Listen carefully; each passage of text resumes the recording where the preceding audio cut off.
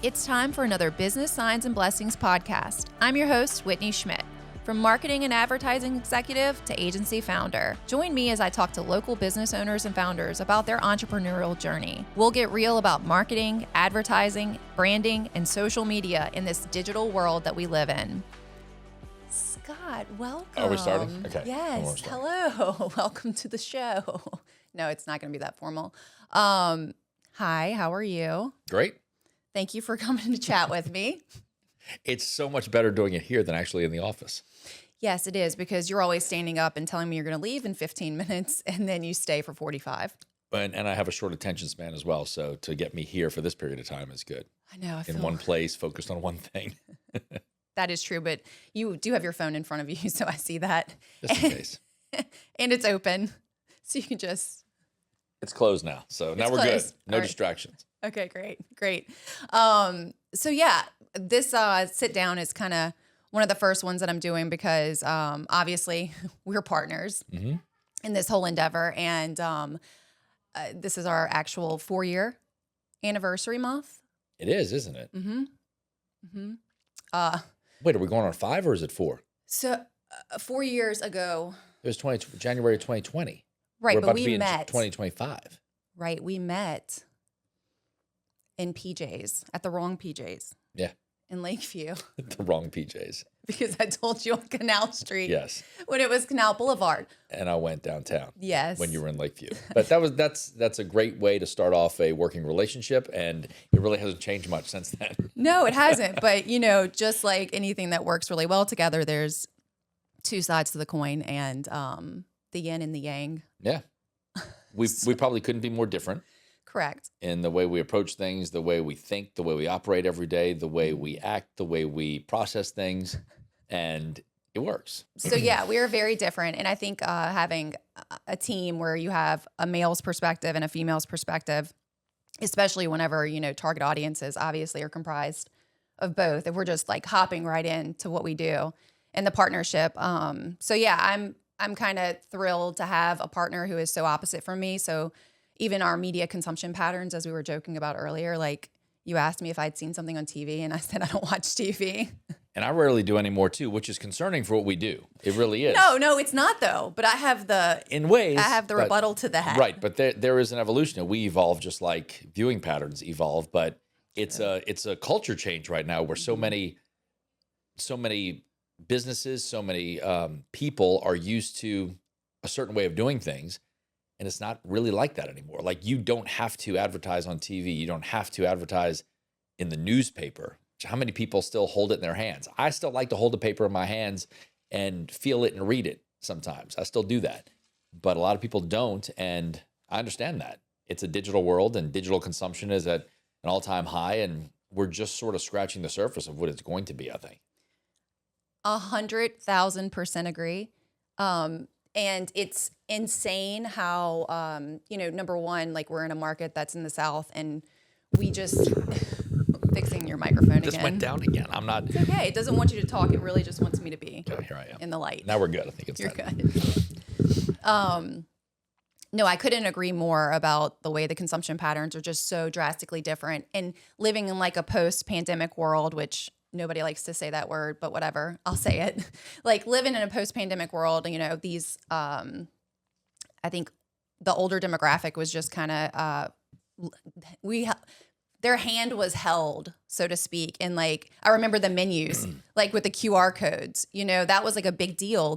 The older generation, the older demographic who typically wouldn't want to get on their device at a lunch or a dinner is like forced to take out their phone. Right. And like, wow, that was probably, I think, one of the more profound digital situations that happened where it catapulted even the older generation to really, I think, dive into technology for their lifestyle, because that was probably eye-opening, as like odd as that may sound. It struck me. It doesn't. We are in the middle of a seismic change, I think. And I don't know where the middle starts and where the middle ends, but I think we're in the middle of it, because I look back at my TV career. You were in media for a long time too, but I was in TV for 23 years. And I feel like I got into it and left it at the perfect time. Like that 23-year snapshot was at the beginning, no internet. Like everything was still, you waited for the 5, 6, and 10 o'clock news. You waited till the next morning to find out what happened overnight. You had to open the newspaper to see what you missed and what happened since that 10 o'clock newscast. And then from when you read that newspaper to 5 o'clock, there was no Twitter, there was no Facebook. Nobody could share news about a mass shooting or a school evacuation or some big police event. You had to wait, and now you don't have to wait. So when I got into TV, that's what it was. And when I left TV, it was social media at its peak. Not at its peak, 6.5 years ago, growing into its peak, I think, because it's gotten better and worse since then, because I do think there are a lot of negatives to the social media world today in terms of media consumption because of misinformation and everything like that. But you just have to adapt. You have to be different, or you're just going to be totally left behind. And you look at local newscasts now, I think the quality has suffered, and the news gathering resources have suffered because so much is demanded of people today that wasn't demanded of them before. You used to have time to do a story. Now you not only have to do your story, but you have to put out something for the website. You have to tweet about it. You have to live tweet news conferences in some cases. And it just puts so many more demands on the people who are doing the work. It's impossible to keep up sometimes. Yeah, it definitely is impossible to keep up. And it definitely is impossible to keep up. And I feel like, we are on the cusp of like figuring it out, so to speak, because I think that you cannot ignore the digital space now. And so news is obviously shifting and evolving into a place where it can deliver content at a pace and a rate that's going to be acceptable for somewhat of the masses. Like if they don't, it dies. So, and I mean, not that I haven't heard that it's going to die, but it is dying because the old model is dying. It's going to have to shift. Yeah, and you look at what's happening today. I have a 19-year-old who I don't know that he's ever turned on a newscast to seek news. They don't get their news from newscasts. They get their news from social media and maybe those same news sources, but not during a newscast. So I could see a model in the not too distant future of on-demand news, different ways of delivering news to people at home.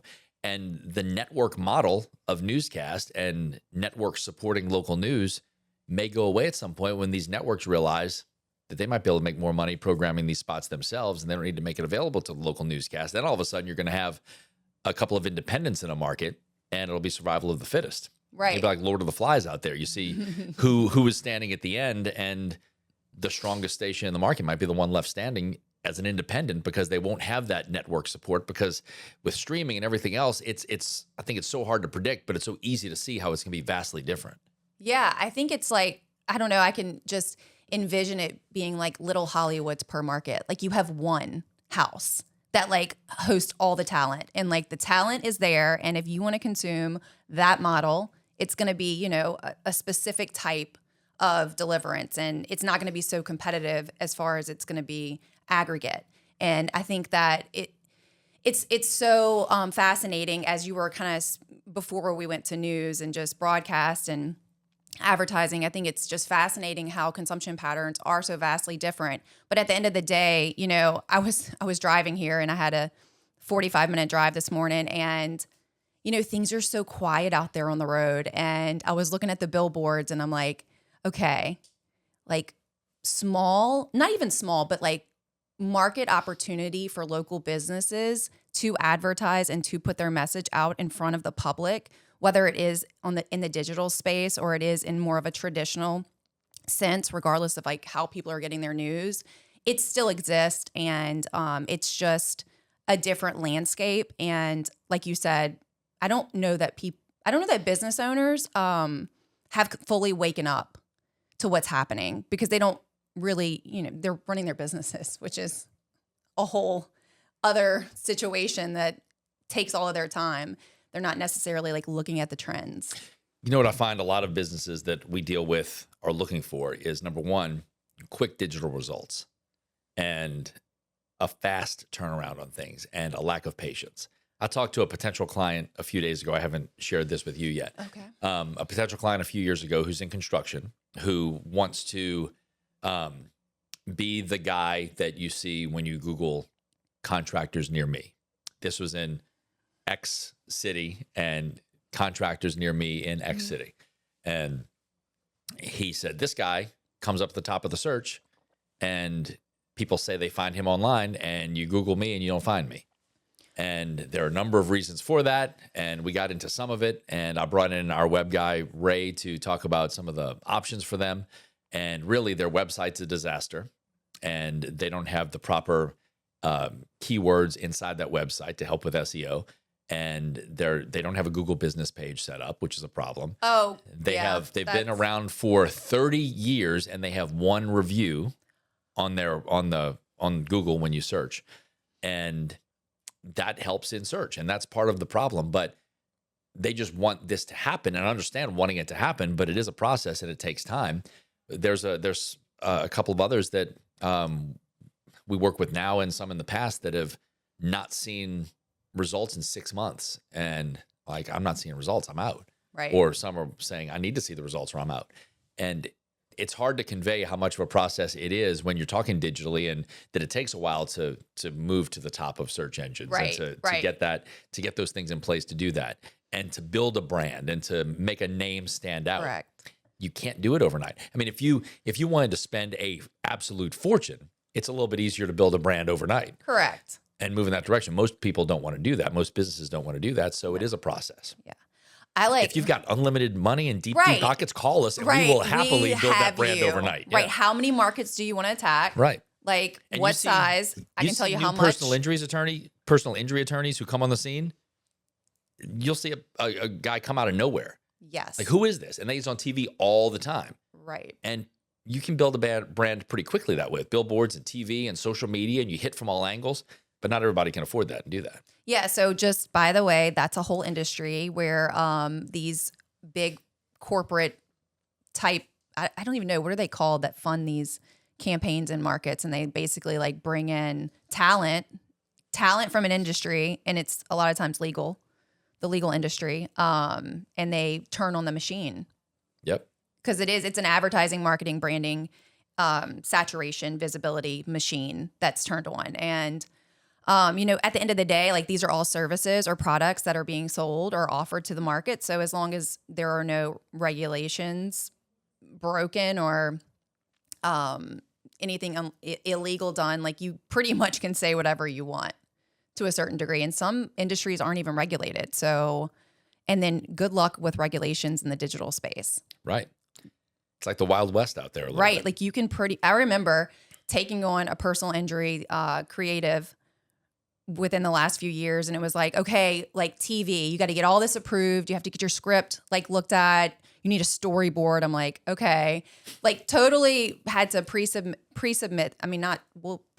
it to the board. And then I was like, okay, well, what about what we're doing on your social? And they're like, oh, that's not regulated. Right. Like, you can pretty much say what you want, which is, I think, changing. I think obviously things are going to be different because we're as a people,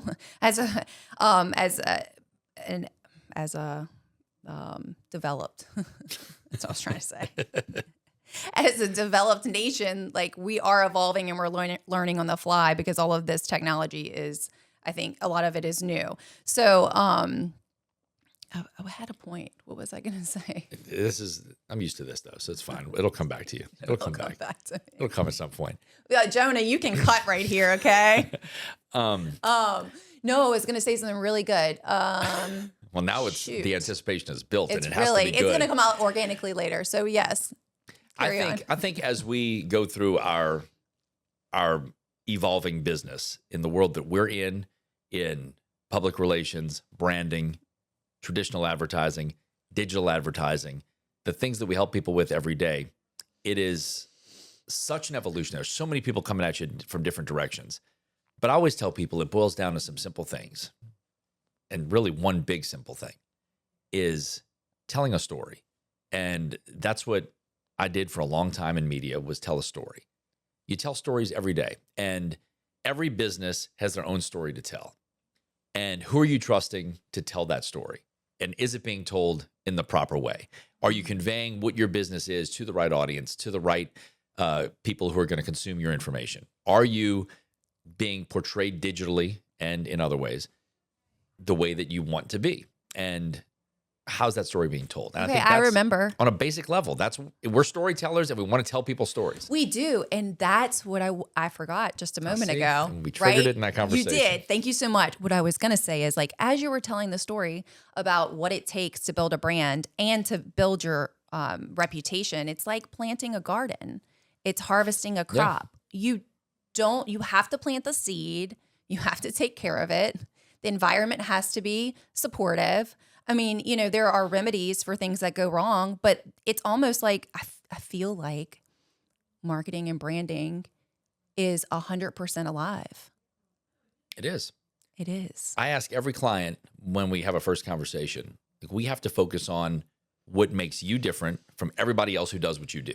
Why are you different? How are you different? Have you been family owned for 100 years? Have you been in the market for 30 years? Correct. And you're trying to show your experience? You have to tell your story with the people who are behind that operation. You need to show people who is going to show up at their house, who's going to answer the phone when they call, and who's going to respond to them and do the job that you say you're going to do. And you tell people why you do it the best. And you have to tell your story, because nobody is going to tell your story better than you tell your story. We just facilitate that story. Well, and I think what I've learned more over these last like 18 months is someone helping you tell your story, because it is very difficult to see yourself. The average person who is a business owner, you're just an average Joe. I mean, I had that problem. I have been behind the camera, creating campaigns, seeing the best in people for 15 years. And then it was like, okay, well, what do you think, Whitney? And I was like, oh gosh. That's a great point, because there are so many businesses and business owners who have that story deep inside of them. Oh my gosh, Like, it's so good too. It's buried in there. It is. But they don't know how to get it out. And No. they have no idea. The guy I was telling you about the other day who wanted his Google search to come higher. Right. He has no clue about anything digital, about any way of doing anything except building houses. That's what he wants to do. Right. And that's what he does great, but he can't get the word out the way he wants to. Absolutely. And I think, first of all, like having a team to support you in that storytelling aspect of who you are. If you discover who you are with a team of creatives and you build that story, because first of all, if you're spending money on advertising and you're not doing that, you're really, I think you're doing yourself and your brand a disservice, because a lot of this content that is created in the storyline and the messaging is really evergreen. Like, you're going to take that, and it's every single successful business owner and business that I've worked with in local markets has told their story and stuck to it. And they have repeated it. And they have shown up consistently. And they have believed in spending money and marketing and advertising as a part of their operation. Like, you can't open your front doors if you don't pay your rent. You can't service clients if you don't have a front operative office person or someone answering the phones. Like, business owners that I've seen be super successful with their brand in a market, they believe that marketing and advertising is a non-negotiable. However, I am not saying that every single business needs to advertise, because your return on your investment and how much money you're making and what that 5 to 10% looks like may just involve creating an organic presence, telling your story, and managing social media, because guess what? It's free. Right. Mic drop. No, just kidding. But seriously, it is. But you have to show up, and you have to like be willing to be seen, basically. And on the flip side, the worst thing that a client can do, and we've had this happen before, is, Scott and Whitney, I want to do this. Oh gosh, I know what you're about to say. And we start doing this. And then a couple of weeks later, like, this isn't working. Wait, you just said weeks. I'm dying. This isn't working. We need to do this. And then we pivot and do that. And then a couple of weeks later, that's not working. We need to do this now. And you never give anything a chance to work. Wait, and I can't work in those conditions, first of all. It's frantic. It's bad for us. It's bad for the client it's bad for the client agency relationship. And you need to give things a chance to work, and you can't be knee jerk. You have to come in with a plan. We come up with that plan with you, stick to that plan, and follow through. And if it doesn't work after a period of time, or it's not working the way you'd like, then you tweak it. you typically don't scrap it and start from scratch because No. that's a process, but you evolve, and not everything's going to work like you want it to from the start, but you evolve in the best direction that you see that you can move in. No, you absolutely evolve. Like I've been in marketing and advertising for 15 years. And right now I'm creating a personal brand and I don't know what's going to resonate at this moment in my journey of like showing up online. I'm having to just show up and really be authentic and set the foundation for what I do. And I'm not expecting results overnight. And I know all the tricks. Right. I mean, if I had someone coming in and saying, hey, Whitney, here's $15,000 a month, like go find all the local small business owners who advertise and like they want to work with you, like make them want to work with you. I mean, I probably could do that. So if anybody's listening and wants me to do that, call us. No, but seriously, like you do have to like, you have to put a focus on it. And I think that once you decide, like when you spend money and you hire a team to really help you focus on it and show up for it, yes, you can sabotage your own success as a business owner. And that's what you're talking about. And I do kind of want to get into that because I got really triggered a few weeks ago when someone asked me for a case study. Mm-hmm. And, to no fault of their own, like I absolutely understand wanting to see a case study, but up until this point, like I've been working with clients who have been long-term relationship clients. And, I'm super grateful for the long-term relationships, but, you don't have a lot of time to really move on and say, here's all the things I did for you because you're doing it. You're their partner. And so like, I am going to create some case studies, but it's like, why don't you just talk to one of my clients, my long-term clients? Now that relationship has been successful and it's been a great partnership because they have shown up for it, and it is a dance and it's a relationship for the client and the consultant or the agency or the creative team to really work together and know that they're on your side, they're on your team. So you don't have to, like you're saying, like if you're changing your mind every few weeks, or having new ideas and you're not consistently, communicating with the team in a healthy way, everything's going to fall apart. And it always does, like, because it's not perfect. It's not always a perfect combination. And not all client agency relationships work in the end. I mean, you try your best at the beginning, and when things don't work, we try to end them in the best way possible. Sometimes that doesn't even work because of personalities and things that you think should have been done differently. But what I think we do best, or one of the things we do best, is that we're not a one-size-fits-all agency. We have a number of different clients across a number of different categories, and we customize every proposal that we do to them and try and look individually for their best path to success, and not like, oh, we did this with this, so this will work for you. And sometimes there are similarities where we can employ a similar plan, but usually we customize to the business because they're different. I mean, we have restaurant clients, we have doctor clients, we've had insurance clients, we have wealth management clients, we have, it runs the gamut. I can't even think of some of the clients we have right now, but it runs across a broad spectrum of different types of categories, and some are very, very different from each other. So I think that requires thought, and it requires a plan and working in tandem with them to make sure that things go well. And really, you have also triggered one of the most important things about the whole relationship, and that what was I going to say? The whole thing about the relationship. Yeah. But I wanted to say it in a certain way. You were so triggered, it left. About how important the client agency relationship is. Thank you. To keep everybody smiling. That painting's just so colorful. I'm having a hard time. No, I'm just joking. Well, I see the Virgin Mary over your other shoulder, which is staring at me. It's perfect. So you're in a good spot. I am in a good spot. And this podcast, or this non-podcast available YouTube episode right now, is called Business Signs and Blessings. And we could talk about Mary and Jesus at a later point in this if you would like, because I am open to that, because this is real life. And so what I was going to say is that everything that you're speaking about with the different industries that we work with really, and this is when we sat down today, I was like, I want to talk about the market because how many markets are there in the country? Can you?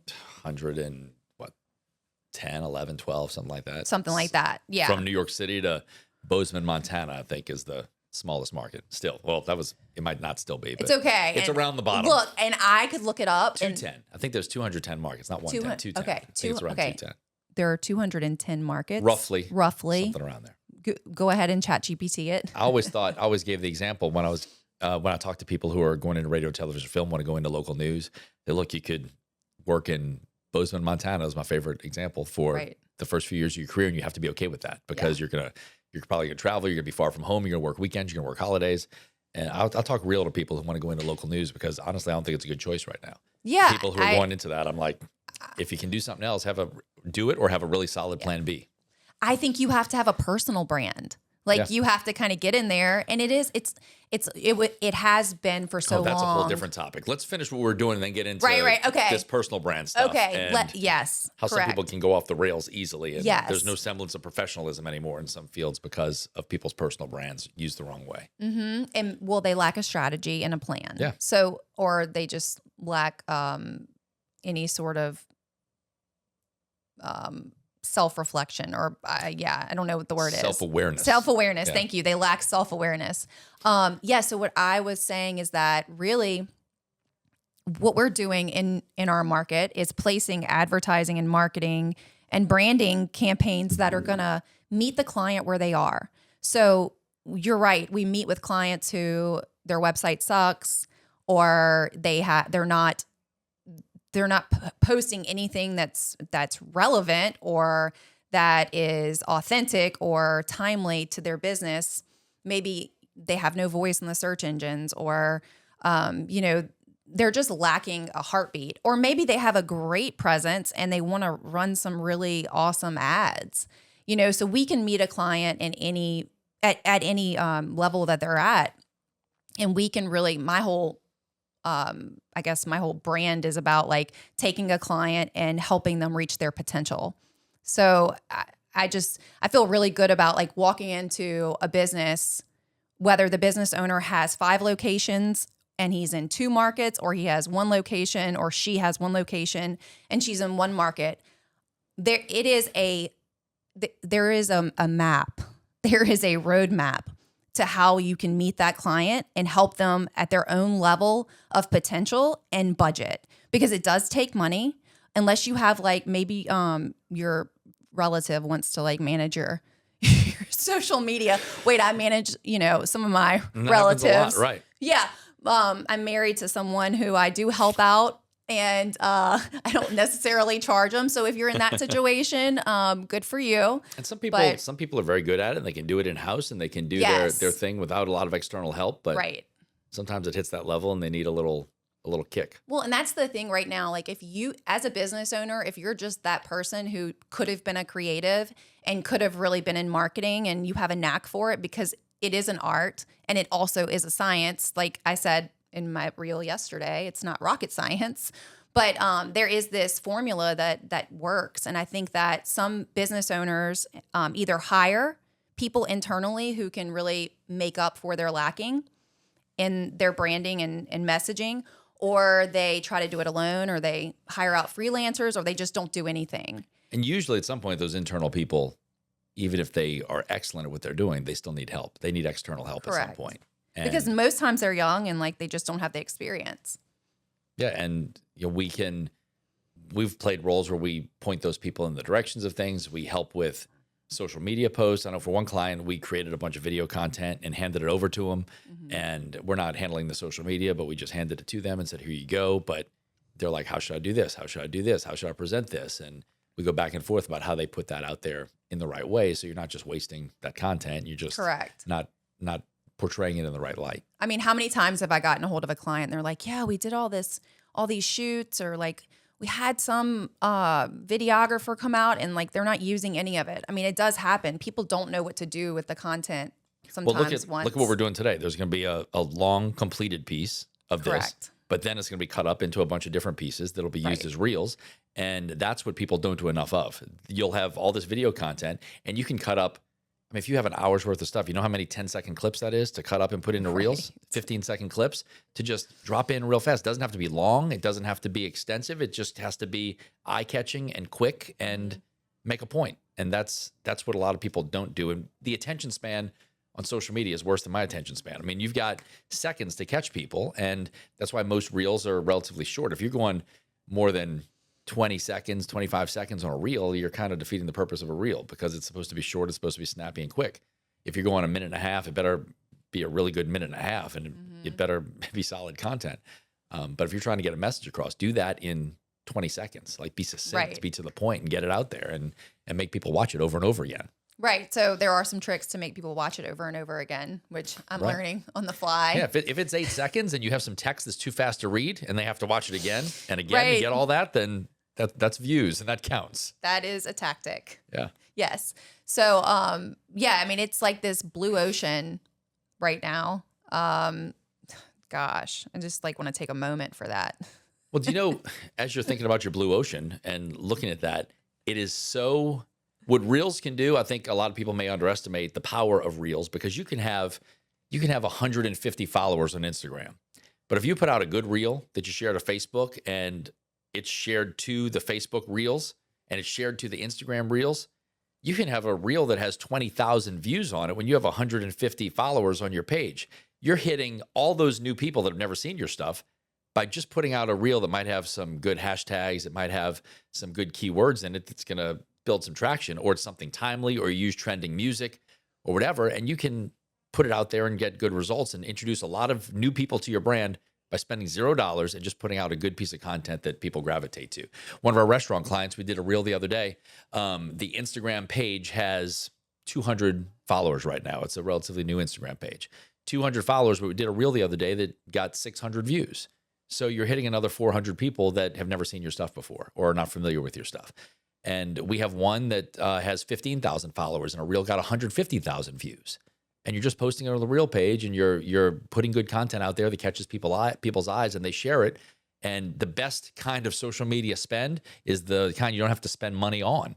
It's the people who are sharing your stuff organically, the people who like it and just send it to their friends, and you spread the word that way. If you can create social media following, a social media following organically, congratulations. I mean, you're doing a great job. Yeah, I think you're committed to it and you're showing up and you're consistent and you're disciplined. And you know what a lot of business owners and founders don't have time to do? All of those things I just mentioned. Yet they want to sometimes. Right. And they don't have time to do it, but they want to do it. And in a lot of cases, become micromanagers. And I just say, if you have that idea and you want us to do it, trust us to do it. Right. And let us follow your directive, and we'll make something happen. And you don't have to worry about it. I think too, like staying in your own lane. You know, there's a lot to be said where, you know, I like to straight up tell clients, like, look, I do not run your business. I don't know nearly what you know about your business because clearly I don't. But I think people, you know, respectfully like get carried away with thinking that they can understand marketing and advertising and messaging and strategy because, you know, it is fun. And I love, like, business owners have the best ideas. They literally have all of the answers. It's a matter of like pulling out the story, like we talked about earlier, and really supporting it with consistency and, you know, budgeting to show up for that throughout the year. And I only place annuals, you know, and I think we're happy to work with clients who just need help with the planning and who just really want like that 30 to 60 days where we're reviewing things and saying, okay, here's where your opportunities lie. Here's how you can tweak things. Here's, you know, a marketing plan for the rest of the year. Like, I'm happy to do that as well, or manage that marketing plan to this point until we need more help because, you know, you can only put your hands on so much. But, you know, someone has to really take ownership of that. And when things get hectic inside the business operation, there has to be someone who's looking out for the health of the business. Like your digital doorway, it really is a digital doorway. and your business is really alive. It is a plant. But you know what? I get it too, because I'm a control freak, and Yes, we know. entrepreneurs are control freaks. And Yes. it's their baby, and Right. they think they know everything about it. Right. When I first started Scott Walker Media in 2018, I did everything. It was just me. So I did the PR, I operated all the social media accounts, I managed everything. I did it all, and it was a lot. And it took a lot for me to step away from the day-to-day social media stuff. A lot, to give that over to somebody else and say, okay, we're going to have people that help us within the agency now, and they're going to do this. Yeah. Now, I still approve every post that goes out to any of our clients, which is still, I got to at some point get past it. But the way I look at it is, if a mistake goes out, it's on me and it's not on our people. Like, I want to take the heat for it if there's a mistake, not the person who isn't nearly as experienced as me who's doing this, that is doing the best they can. So I want to take the heat for it if there's a mistake. So I'm the last line of defense, and I'm okay with that, and it doesn't overwhelm me. But it took a lot to step away from that day-to-day social media stuff, and really away from the day-to-day of a lot of things, and focus on some big picture things, and obviously be there when needed, but to let somebody else do my thing.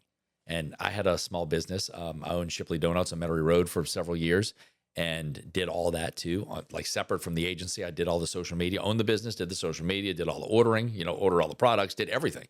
And eventually I hired somebody there outside of our agency who ended up working for our agency to do the social media for Shipley, because of where I was with it and how busy I was. But it was so hard for me to do that. She did a great job, but it was so hard for me to take that first step to get away and say, okay, it's time for somebody else to do this, because I don't need to think about this every day. I don't need this on my plate.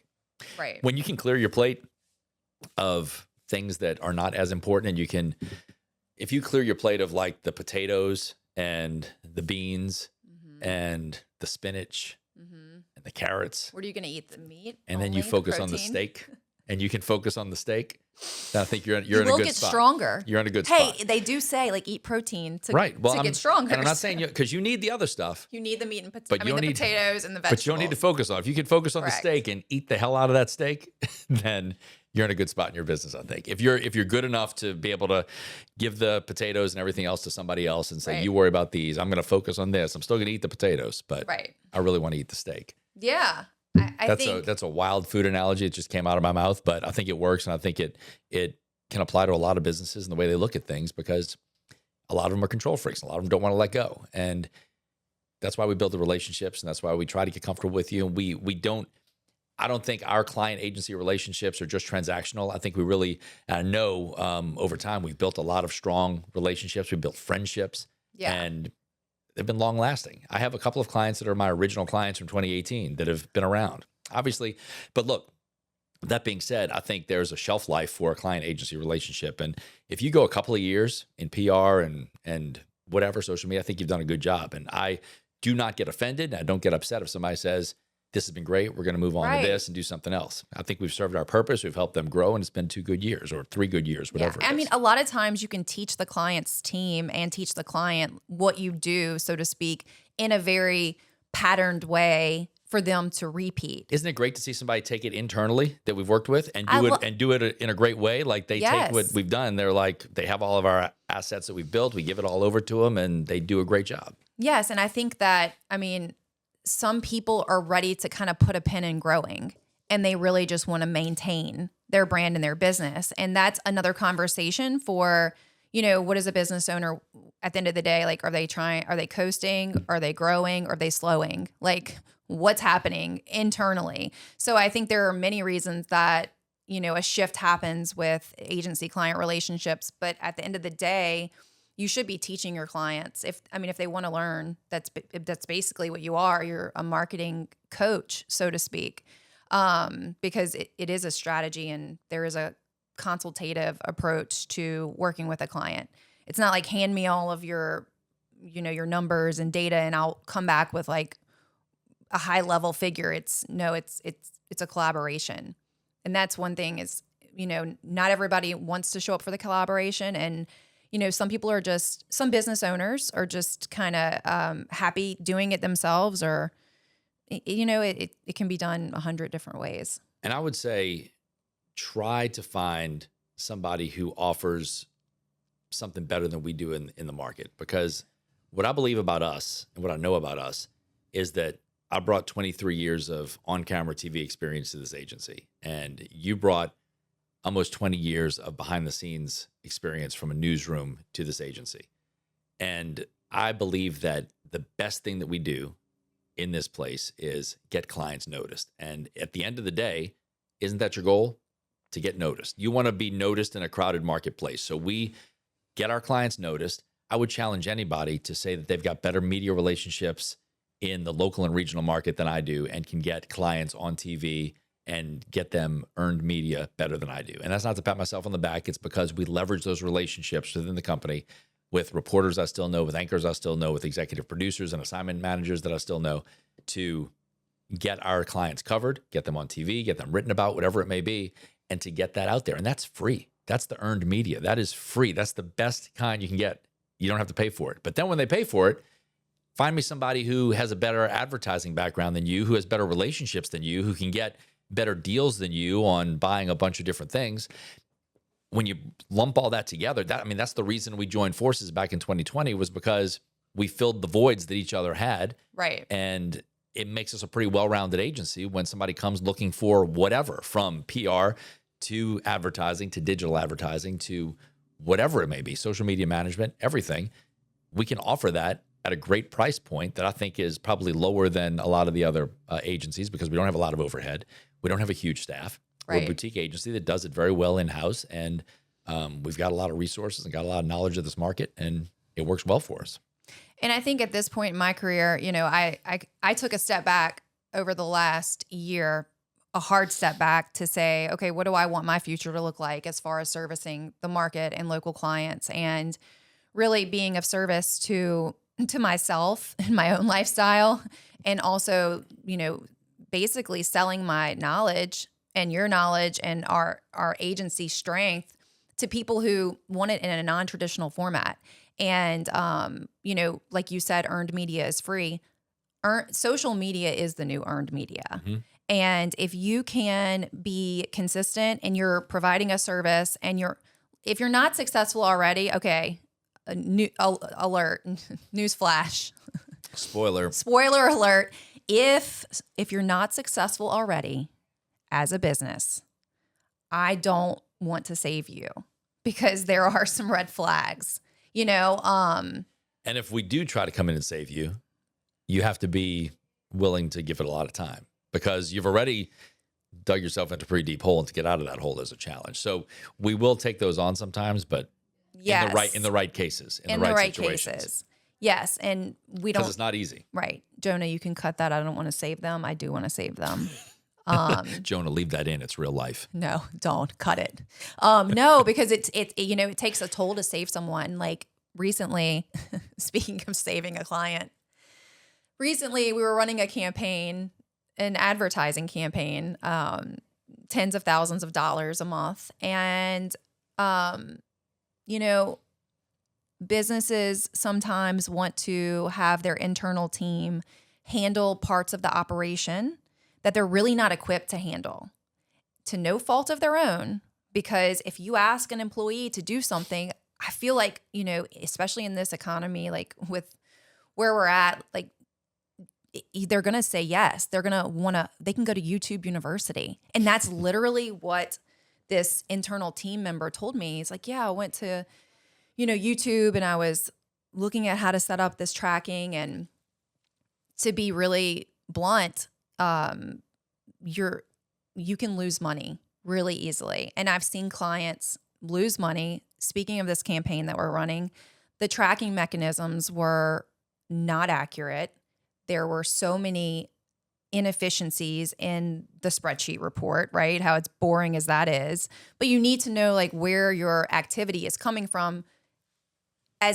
You have to reach your potential with your tracking system. So like you have Google Analytics set up, like you are creating funnels, and what do those funnels look like, and how many tracking numbers do you have, and what campaigns are going on? All of those questions that come into play when you're looking at the health of the back end of a client's business, which is the search engine health, or the tracking for for a lack of a more sophisticated way to explain it, it is really what's happening in the search engines with your website, your social media platforms, who's clicking on what, when are they clicking on it? Have your Google My Business or Google Business, which is what it's called now, have your visits gone up since you started X campaign? So you can spend all this money. Getting back to the whole point is that you can spend money on advertising, but if your foundation isn't laid properly, you're going to get cracks in that foundation. And then just like any home, like my husband's a contractor, so like I hear horror stories about old houses, and they're not all built equally because the foundation isn't set properly. Well, that's the same thing with your advertising and marketing and branding. Like if I own a business and I'm not who I am, I'm paying someone to come in and make sure that my ship is sailing in the right direction, because you're going to lose money. Said ship. I heard Ship. something else at first, but it was Well, ship. I would totally say Ship. that, but no, the ship. Yeah, I want to make sure that we're on course. Yeah. And we're ready for, avoiding the mishaps. And this client, we diagnosed, that's my favorite, is like going in, talking to the business owner or the founder and the marketing team, if they have one, and diagnosing like where they're at with their health between, using our resources, which are people far beyond my capabilities. Yeah. I am not a search engine Mine too. expert, and like, no, thank you. I'm like a squirrel running up the tree, like straight to the ideas, but all of the foundation matters, and there's a team and it's a collective, and the resources that I've built, even especially over this past 4 years, even working with you, like, you expanded my knowledge so much because I was always like advertising, focused solely on advertising. And then I, got a backdoor introduction to really like marketing and branding, and stepped into the digital space at the beginning of our, partnership. But now post 2020, like I feel like I'm running. Mm-hmm. And I have to be in really good shape because if not, I'm going to pass out. Yeah. I'm like, okay, it's like you have to like get ready for the information that's like zooming at you between the algorithms changing and just what you should be paying. Like you don't pay the same thing for traditional media that you used to, because guess what? It's fragmented. So what does that look like? Some people are just running old school, non-evolved ad campaigns because their foundation, they don't know what's possible. On that note, a digital footprint is such a big part of what you're doing online, because your digital footprint for your business, for your personal brand, always is growing. Google yourself, Google your business, see what the internet says about you.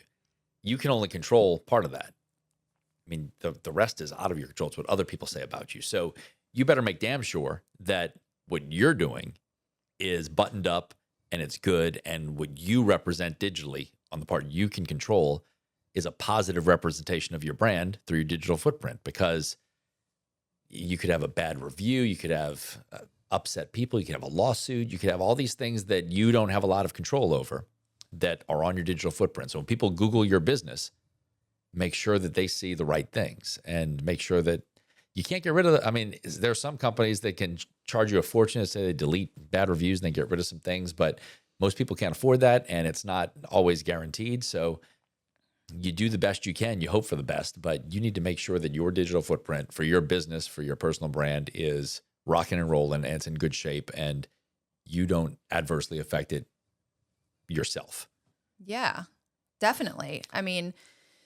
I have known clients who are so committed to even calling the bad review personally and saying, "Dear sir, dear madam, here's the human side of what happened. And it was, a true mistake." And the person reversing the review. And so I think it's just knowing like what goes into this machine, this digital machine that exists, and, not really buying like pie in the sky ideas about what's possible. If we circle back to like when you first sat down, what we were talking about is how clients really expect to grow so quickly. They want results overnight. And I think back in the day, when newspaper was really popular or radio and TV, and people didn't really have a lot of choices and they weren't as overwhelmed with information, you could get a return a lot sooner. Well, the market wasn't so saturated. Correct. And it was at a premium to get that stuff too, because everybody wanted it. Right. And not everybody could get it, but the people who got it could grow their brand a little bit quicker. But now the market's so saturated with so many different options, it makes it challenging. It does make it challenging, but there are people that can help. And at the end of the day, you're definitely a public servant, and I want to be a servant to the public of business owners and founders who are running their own, brick and mortars, because at the end of the day, we're a community, we're a market, and, influencing social media influencers and, coaches and consultants online, like that's a whole other separate industry. But if you're really just trying to sell groceries to a 10-mile radius, 5 to 10 mile radius around, where your location is, or you're selling pizzas, or you're doing dental work, or you're an HVAC, like all of these businesses have to serve the public. And so the public we're in a market together. So how do we reach the market? Well, there's a way, there's this roadmap that I think I find so fun and I'm so passionate about telling my clients about. So, yeah. I think before we leave the personal brand, business brand topic, one final thought on that. It's so important, I think, for businesses to realize that your personal brand can affect the business brand and vice versa. So for Scott Walker Media, if Scott Walker does something stupid and gets into some kind of trouble and it's bad, that obviously adversely affects Scott Walker Media because my name's attached to it. But even if your name's not attached to it, like if you're at Business X and you're a franchisee, and I'm using this from an experience from somebody that I know, you're a franchisee and the brother of the franchisee gets in all kinds of legal trouble, has major problems, ends up going to jail, and he is a part of that franchise with you. You didn't do anything wrong. You're just the brother. He's your partner, but he's tied in with it. And then there's media coverage of this and what has happened. And you're brought into that. You're tied into that. And your business is negatively affected. You had nothing to do with it. Right. God forbid you did have something to do with it. You were the one that was in that situation. You were the actual owner of the business. So just don't think that it's the business that stands alone or it's the person that stands alone. When you're a business owner, and whether you think you have a personal brand or not, a DUI arrest or whatever, a domestic issue, whatever ends up making news, that wrecks your business that you work so hard for. And there's no stopping that. There's no separating that. And the way social media is now, that stuff gets a lot more traction, has a lot more staying power than it used to, because once it's digitally there, it ain't going away. I mean, before there was the internet, you had the newscast, and after it aired, that was it. Maybe it was in the newspaper and the cycle lived a little bit longer. Then it was gone. You couldn't search things online. I mean, it was just relying on people's memories at that point. Now, I mean, before we do business with people, we Google them, we check up on them. Before you hire people, you Google them and check up on them. It's a far cry from what it used to be. And in some ways that's good because you can find out a lot more. In some ways it's bad if you're on the wrong end of it. I mean, and I even think you can be on the right end of it and end up on the wrong end of it. Yeah, it's a good point. Like it in that to my own like way that I handle and like feel about that. I think you're in a little bit different position than I am, and I feel like there's only so much you can do. Like as a business owner and a founder, I think a lot of people steer away from developing their personal brand because they really don't want that to potentially happen. And I respect that. Actually, I do work with clients who are like, no, I am just going to focus on my business. And, you're only going to get so far that way. Like here's the thing that I've learned. Here's the thing. If you're willing to show who you are and you're willing to take on the risk that you're speaking of, this is from a personal branding perspective. Like there are benefits to developing your personal brand, because people do business with people. And the more that you talk, you're delivering who you are, and if, as long as you're a attractive version of yourself, which, that's internally and external, attractability. Is that a word? Attractability. I think you just made it one. I think it is. To a certain degree, I mean, there's always a gray area, but like you really can put fuel on your business's fire by taking it to that next level. Not everybody wants to do that. I understand that. I respect that. Because also what I've learned is that, I don't know if this was profound, but like running an ad campaign for your business is 100 times easier than developing a brand story and giving your business a heartbeat in the digital space. And you can pay more for ads.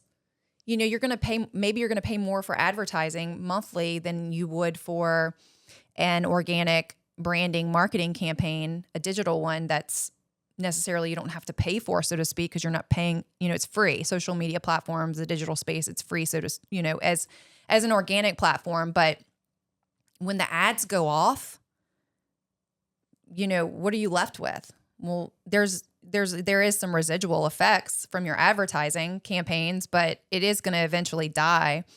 But your organic presence on social media and in the digital space, that, yes, you have to keep up with it, but it does continue to live on. Yeah. I think you summed it up really well, because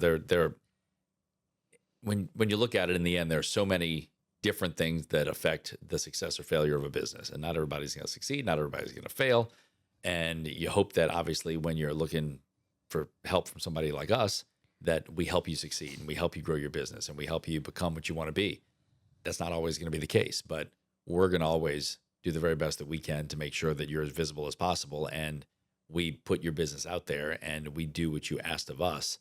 And sometimes it goes down to the old saying that you can only lead a horse to water. Yes. Yeah. You can't make them drink. Right.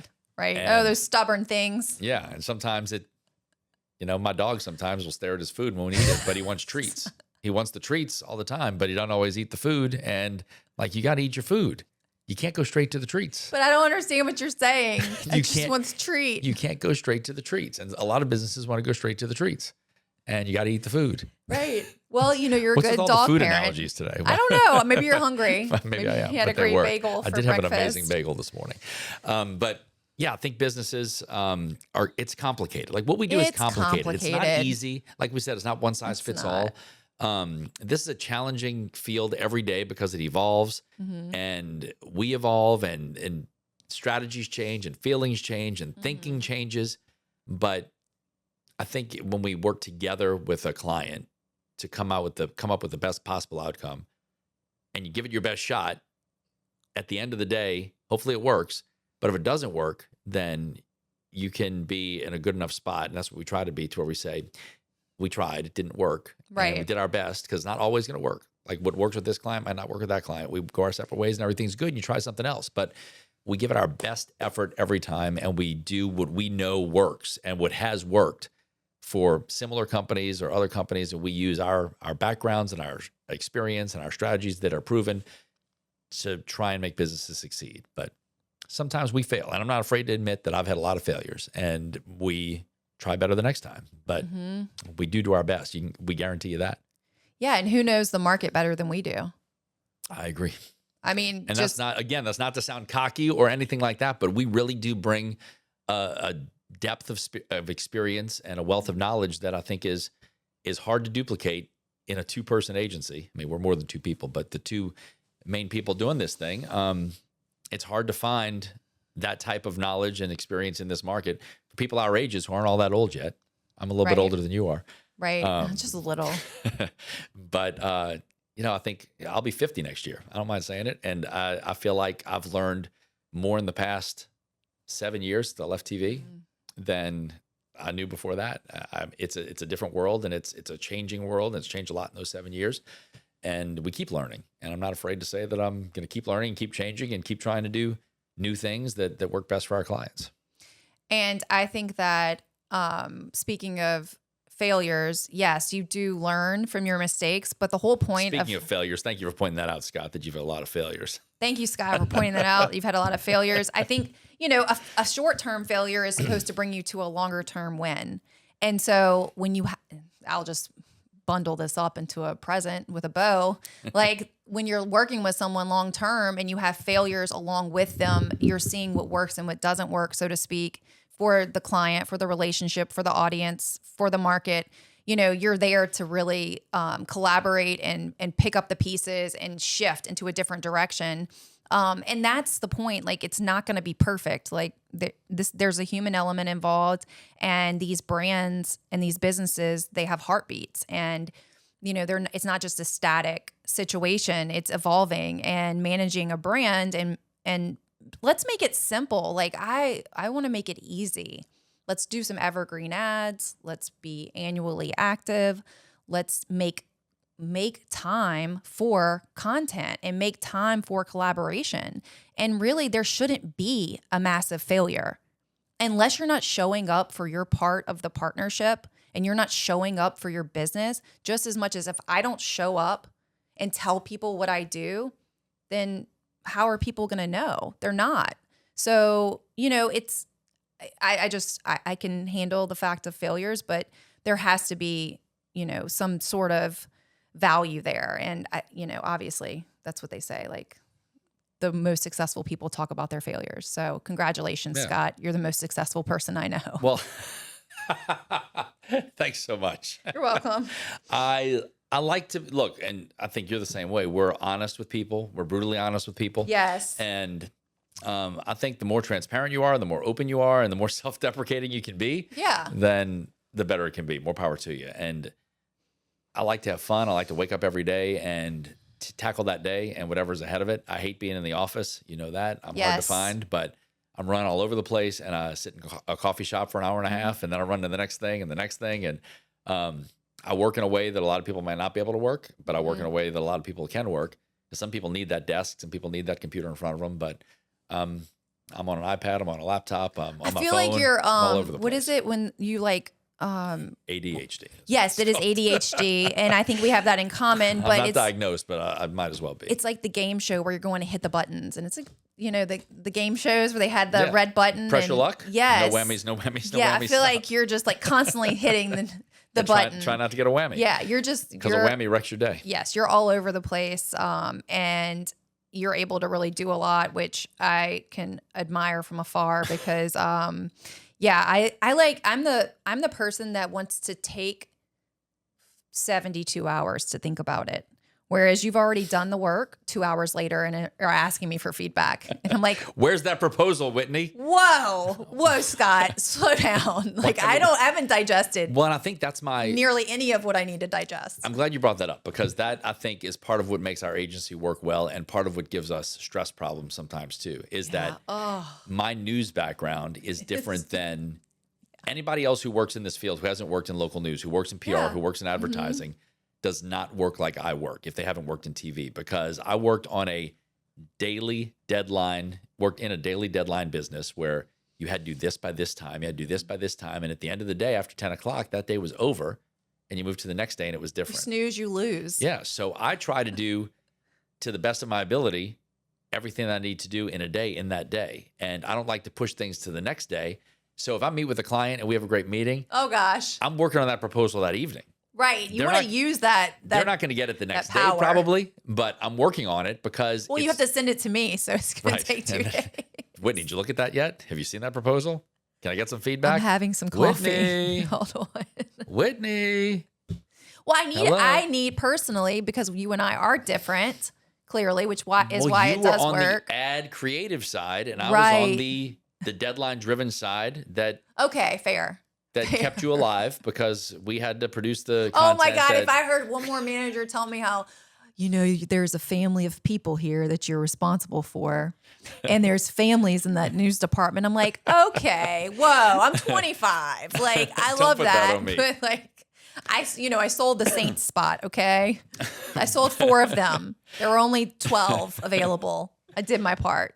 So what I do on that note, finishing that note, is that, I'm reachable and responsive during the day as much as I can be. And sometimes to a fault because I put a lot on myself sometimes, and I shake my head. We're at the end working of on the night that. sometimes. 2025 is going to give you We're more working on it. space. But just to be there for our clients, to be available, and to let them know that we're working towards what they want, and that's the way I work. It's on 24/7. It's not always good for me, but I enjoy it, and I'll sit at my computer at 10 o'clock at night sometimes before I go to bed and wrap something up for 20 minutes. I mean, or what would whatever. you be doing then? Watching Netflix? So like, good for you. Right. Well, I just my son is going to be home from college, and he has a PS5, and we play college football What together. does PS5 mean? PlayStation 5. Oh God. Okay. And My son's 6, so I'll we eventually play learn the college that. football game together, the college football That's cute. NCAA game, Mhm. and that occupies some time. So I do find some ways to do some different things, but it's what I like to do, and I enjoy doing it. So I think I hate the old cliche: if you're enjoying what you do, you never work a day in your life. That's true. I enjoyed TV for a long time, but then I didn't towards the end. And I Right. knew it was time for a change, and I think everything has an expiration date. My TV career served me very well for a long time, but I knew when it was time to go, it was time to go. I was 44 when I left, 43, 44, and people were like, "Oh, Scott must have gotten fired. Scott must have gotten his contract Oh, the rumors. not renewed because he made too much money or whatever." And I said, "Can't you just be tired of something and want to leave?" Right. But I think so many people get caught in the trappings of local news that it's hard for them to leave. They hate it, and it's hard for them to leave. Well, they're addicted to the Or they actually lifestyle like it. too. They love it. Like Right. addicted in a good way. Like Well, and sometimes not in a good way. not in a good because way sometimes, right? I think it defines some people, and it makes it hard for them to leave. Yes. It like local news never defined me. Being in front of the camera never defined me. I walked away in July of 2018 and literally didn't look back. People asked me, "Do you miss it?" I said, "No, I haven't missed it for a day because I was done." Like when you know you're done, you're done. Yeah. And I walked away from it. That doesn't take away from what it was for me for that period of time, because without that, I wouldn't be here now Right. doing what I'm doing. But it served a purpose. Its purpose was fulfilled, and it was time to move on. And I believe life is about different chapters and different challenges and different adventures. And I was never going to stay in TV forever. Right. Not going to do this forever. There'll be something else that comes up, and you get one life. I mean, live that Yes. life. Don't have any regrets. When you get to the end of this thing, hopefully you can look back and say, I took advantage of the opportunities. I did everything that I could, and I had fun, and I didn't waste time in a dead end job that I hated, that I dreaded going to work every day. I get up every day, and the first thing I do at 6 a.m. is sit in front of my computer, see what the day holds, see what I have to do, see what I have to accomplish, make a list, get some of it done before I leave, get some done throughout the rest of the day. Some new things pop up, and I'm busy all day, but I don't mind. But you love it. I love it. Yeah. And you're passionate about helping people and showing up and being a public servant. I mean, I don't know what I'd do if I were bored. Like it would just be, I'd probably play PlayStation 5 all day. well, that would not be Play healthy. video So games. I would be doing an intervention. Come on, Scott, come out of Or retirement. I'd just be sitting at coffee shops drinking coffee all day. Right, buzzed playing out the internet. on caffeine, just chatting it up with all the people. Because I'll have 4 cups before 11 o'clock. I need usually. another cup right now. I mean, this was Whew. a big one. This isn't Wait, finished yet. speaking of, This is 4 before lunchtime. Oh my God, that makes me feel good. But then I don't drink a lot after that. Okay. Just water and coffee. You need hydration and caffeine. I'm a big supporter. Got the water here. I'll take H2O and caffeine Mm-hmm. any day. So really to kind of wrap this up, I believe that I have to go meet with the client. yeah, you do. I don't, not today. But 4 years ago, whenever one of my vendors that I worked with suggested I call you for PR for one of my clients because Was that our mutual friend or somebody else? The one that that was a mutual. linked us together. Yeah, that was Okay. a mutual. Yeah. So I'll never forget it. Because I'm all about the signs in life, and you just brought up how you only get one life, and like,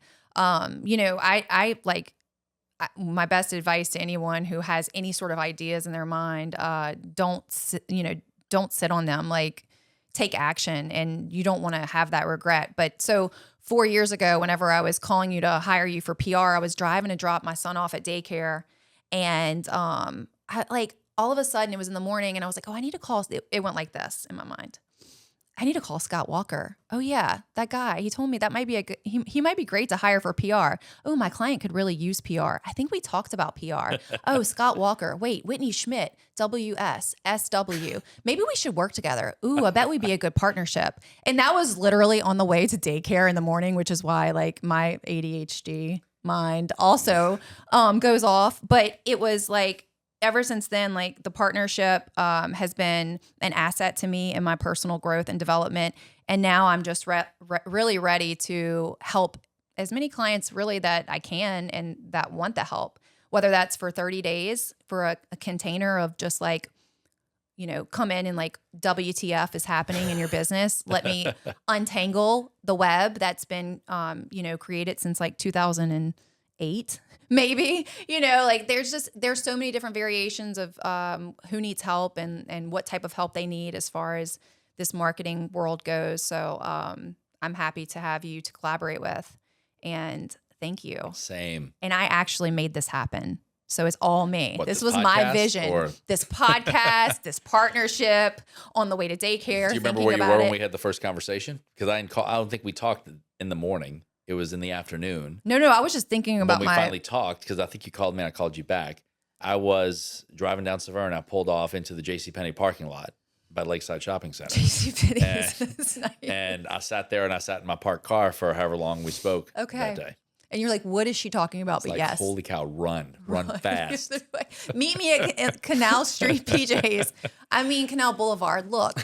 Timing and that was an early sign I should have picked up on. I should have just left. I should have never showed up at PJ's. I should have run in the other direction. No, I should have said, Whitney, thanks, but no thanks. You have to surround yourself with people who bring other things to the table and aren't always yes people and don't always do things the way that you think they need to be done to broaden your horizons. And like I said, I'm a control freak, so having somebody who can help beat down those barriers helps a little bit. I'm ready to beat down those barriers.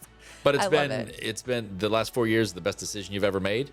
So I'm happy that we're still working together and partnering on things. And thanks for bringing me into your podcast world. Yes, absolutely. Thanks for having me in your agency world. You're welcome.